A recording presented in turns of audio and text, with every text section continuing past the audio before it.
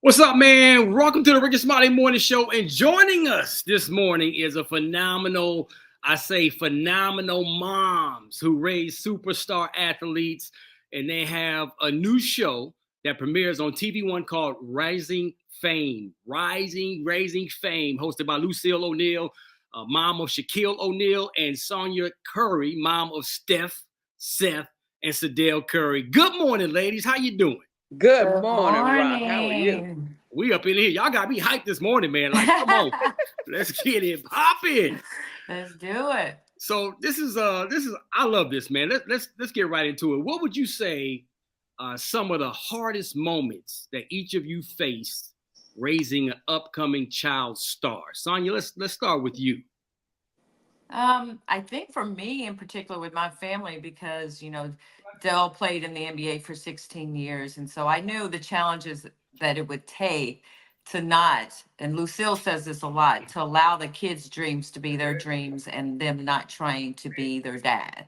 And so for me, a lot of the raising of my children was simply to just have them be good human beings, and good work ethic and God first, family second, and those fundamentals. And then secondly, to just stay humble in their place and know that God has a specific purpose for them, and to not allow really them to get caught up in the hoopla of the NBA and fame by watching their dad. So that was the hardest thing, is how to just keep them humble and focused on themselves and not caught up in the fame of their fathers.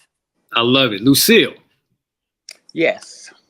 you're The up next. hardest thing, the hardest thing for me when my children were younger was food and clothing. Our finances were very, very low. And so we struggled a bit. At times we were homeless, had to live with other family members. And my husband was in the Army. So a lot of people think that the soldiers get paid a lot, but that was not the case. So we had a hard time just trying to keep food and clothing in our home. So, what point in y'all's life when you really did it really click? When you understand, when you seen like, okay, my son has an opportunity to go all the way and do something really big in this sport of basketball. Like, when did it really hit? And you guys saying, okay, we got something here. The light bulb came on for me when I saw Shaquille play on national television. McDonald's All-American game. Come All on. the while he was growing up, he played basketball since he was 6 years old. So all the while he was growing up, we kept continuing to just instill in him the fact that education was a great thing to have. Education would open up doors and opportunities for you. He had a dream back then. I want to be a professional basketball player. So we told him, well, in order to be able to do that, you got to put in the work, and there's a journey to get there, and you got to do these things. So it was a process. But I tell you, when we saw him play, we knew that he had great potential. The scholarship offers came, and it was just so amazing after that. But McDonald's All-American on that national stage, Come on. that's when I knew. I said, oh, yeah, we're going to be able to do something with this. So real quick, let's stay right there for a second. So has Shaq always been the biggest kid on the team, the biggest kid on the block? Or did he kind of just have a growth spurt, late in his teenage career? He was always bigger and taller than his peers from the time he was in kindergarten. So then I knew, and it was my mother that said, it's something special about that one. I got three other children as well. But she always said it's something special about Shaquille. And I stopped telling him. I said, no, you're not different, man. You're just unique, okay? And you're going to be able to do something with that. I said, God's setting you up for a leadership position. Be ready. Come on, Willie. Come on now. Now, Sonya, before you answer, let's Yes. we know, the public knows most of the story of Steph. Let's start with Steph coming up. And he's always been the smallest kid. He was always Total opposite of undersized. Shaquille, right? Come on now, the opposite of Shaq. And he was always the kid like, man, come on, little scrawny guy, get on somewhere. So he always had to outwork everybody in the gym. Yes. So Yes. talk to me. Tell me from your perspective. Yes, that you, I mean, you hit the nail on the head. He never looked the part. He always was smart. He knew he had good basketball IQ. He studied the game. Both the boys did. They would go to practice with their dad and sit and really watch. Like most kids run around the gym, all kinds of things. They would sit at games and watch it on TV and rerun it and things like that. And so I was like, okay, they're students of the game.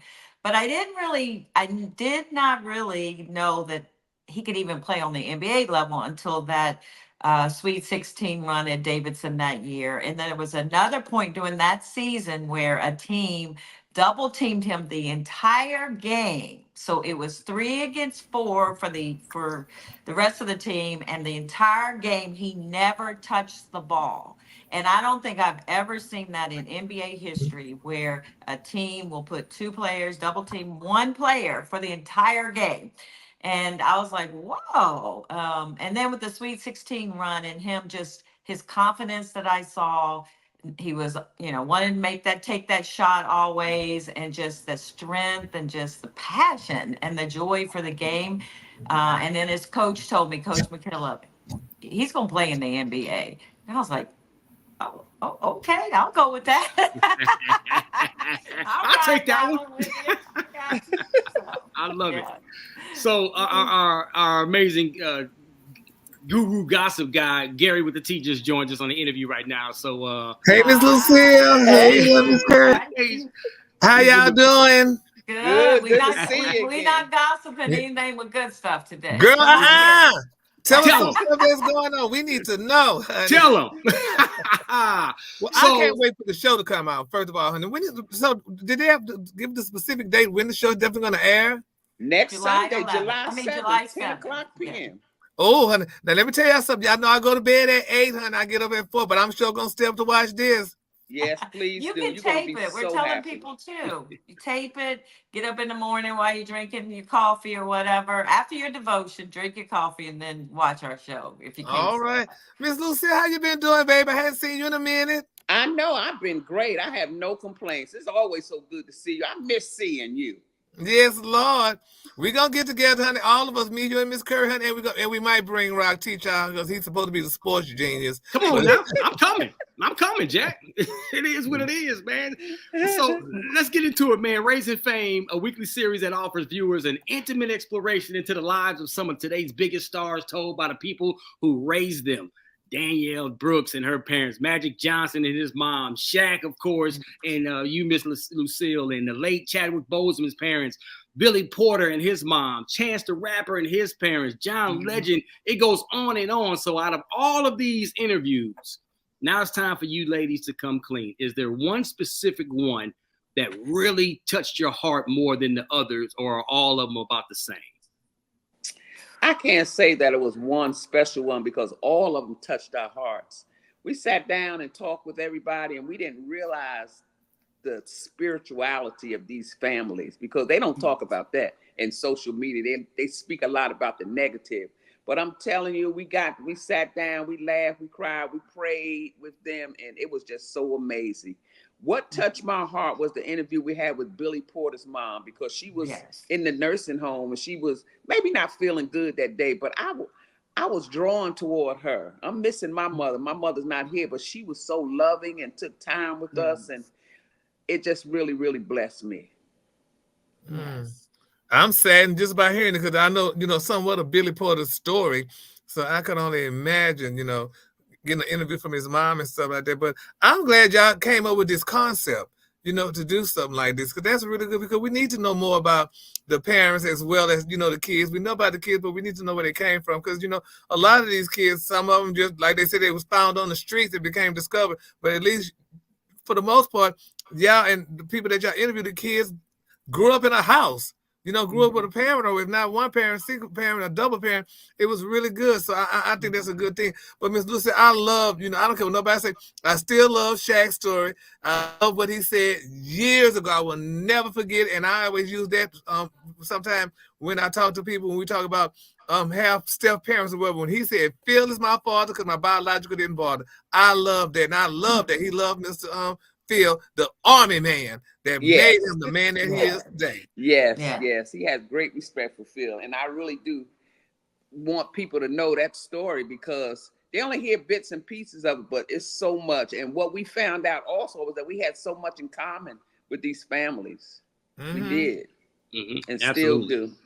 Absolutely. That's good. So how do you beautiful ladies balance your lives when it comes to being that supportive mom of these amazing children and, of course, your own identity?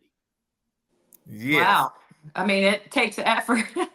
You know, one of the things that you'll find out in the show is we talk about the evolution of parenting. You know, they're born, this is kind of my mantra. You pray and you protect because they're infants. And then they get a little bit older, you pray and you provide. You got to take care of them, get them to school, da da da.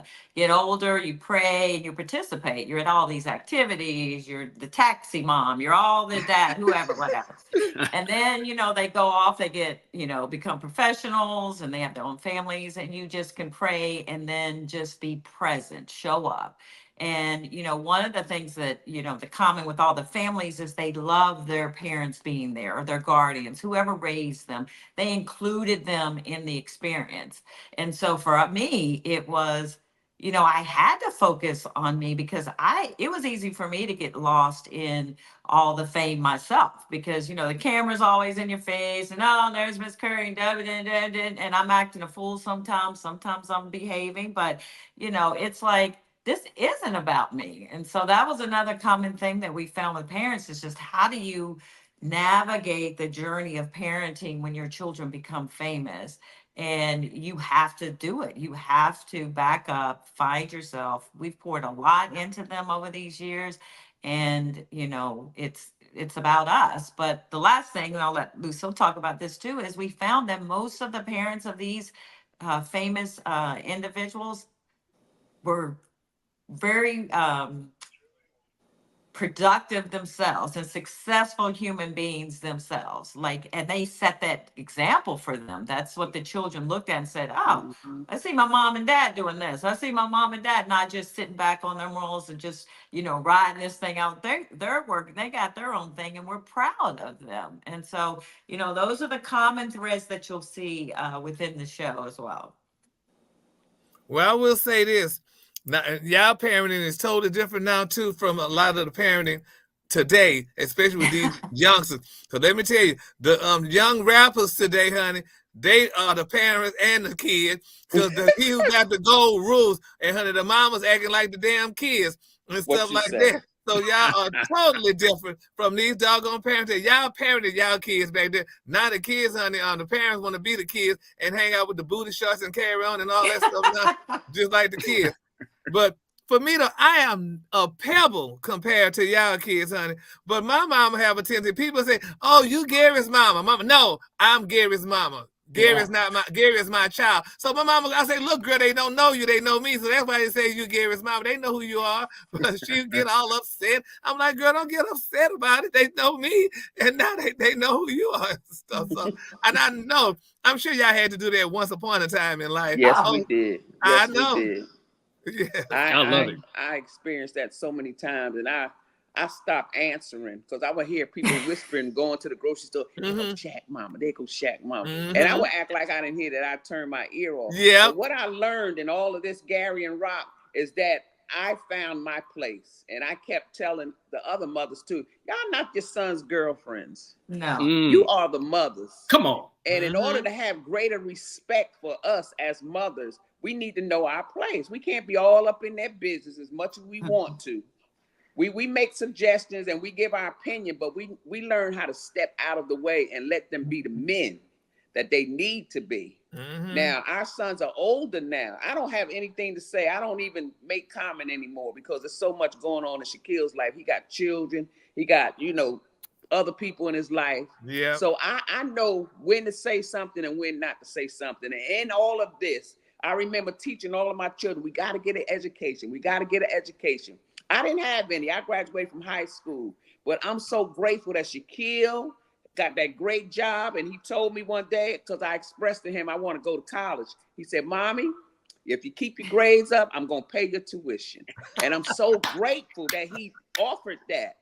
And I went to college. I got my degrees. I worked hard, and I'm in a better place. And the world now knows Lucille O'Neal, Dr. Lucille O'Neal. Okay. I'm an author. Come on. I wrote a memoir. I'm practicing. I'm giving word in church, so I know. Yes. Roll that neck, got Miss this Lucille. out. The world knows who I Roll that am neck. today. Now, you got your title, honey. Your title ain't Shaquille O'Neal, honey. Yeah. It It's ain't Shaquille Lucille. O'Neal's mama. It's Dr. Lucille O'Neal. No, make Come no on. error. Better get it right. So, But I talk about my other children too. I let them know that it's not only Shaquille being my child, but I got Latifah, I got Jamal. My youngest daughter passed away, but I still let the world know I had a daughter. And I'm just letting people know that we are individuals. And in order for us to have respect for one another, we need to be individuals. Yeah. I love it. Exactly. That's how it is. And like my mom had a little gathering this past weekend because I'm glad she's finally doing something. She got a couple of women, like 12 women. They go to lunch and they do bingo and all that stuff. And my mama gonna tell her, well, Gary gonna buy us some good gifts. I'm like, don't you ever do that. You don't tell black women somebody gonna buy them gifts. Are you crazy? I'm like, girl, I ain't got that kind of damn money. I'm like, girl, no, she didn't. That's gonna be Mom, me. you don't do That's that. gonna be me. Yeah. That's gonna be me. Yes, it is. Not me though. No. I'll be like, oh, we did got I'm it, not y'all. doing Come that. on, girls. You know. I didn't believe she did that. So, girl, I gave him some scarves. I'm like, girl, here these scarves. That's a doggone shame, You, man. you better count your blessings because for my 50th birthday, I took 12 women to Vegas. Uh-huh. And my kids was like, Mom, like, what's happening? I was like, oh, y'all got this. Oh, see, we don't want no scars in this family. We don't y'all want got that. scars, baby. Huh? Some You I've gotta been come up good. with some yachts or something like that. We ain't playing. That's what I'm talking Y'all about. bad, but I've been good. Man, That's good. raising Well, Miss Lucille, fame. you've been in the game longer than us. You're a legend. Raising fame, ladies. How can people watch it and tune in and all that good stuff, man? This is your time to tell the whole world. I want you all to tune into TV One on Sunday nights at 10 o'clock p.m. And our first premiere, we're going to be featuring Danielle Brooks coming up this Sunday, July 7th. Ooh, And damn, after that, bro. we'll have 12 episodes. So every Sunday night on TV One, 10 o'clock p.m. Tune in. Let's All go. right. Let's go. We And if appreciate you guys. can't, and I'm just asking, throw a watch party, bring some people over, stay up an extra hour, just even if it's just for the first episode, because that's what we're going to be doing. And we would just love to know that people are just watching because it's never before seen TV. It's going to be an excellent, excellent show. So listen, girl, are y'all gonna be cute? Y'all gonna be sitting by a pool doing interviews or anything like that? Are y'all gonna be in the studio? We're going to be home. Y'all gonna be at home doing the interviews from home? We put in the work. Yes, we put in the work. We already done. We've done the work. Y'all, today and tomorrow. That's it. Till July 7th. Yeah. All There it right, is. then. We Get gonna ready, rest. baby. We gonna Let's go. rest. There it is, Raising Fame, July 7th. It launches. It's going down. TV One. Everybody's going to be tuned in and watching Miss or Dr. Lucille O'Neal. Miss Sonya Curry, we appreciate your time, man. Thank you for joining us and letting us into your world. Yes.